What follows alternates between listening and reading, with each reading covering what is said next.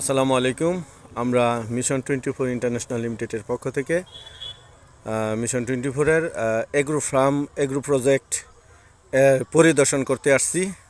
আমরা অল্প কিছু সংখ্যক লিডার, সেই সাথে আমাদের ছোট্ট একটি মাছের খামার করার জন্য প্রিপারেশন নিয়েছি, যেটা মোটামুটি খনন করা হয়েছে। এখানে আমরা বিভিন্ন ধরনের প্রজাতির মাছ আমরা এখানে চাষ করব।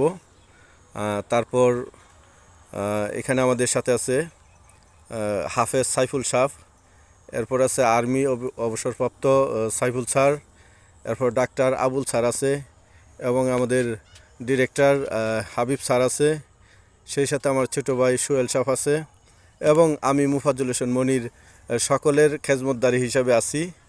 এবং ইনশাল্লাহ আল্লাহ যদি চায় আমরা সকলেই এই যে আমাদের যে জায়গাটুকু দেখতেছেন, এটা আমরা বরট করে এখানে আমরা এগ্রো ফার্মের গরু এবং আরও অন্য জিনিস আমরা পালন করব।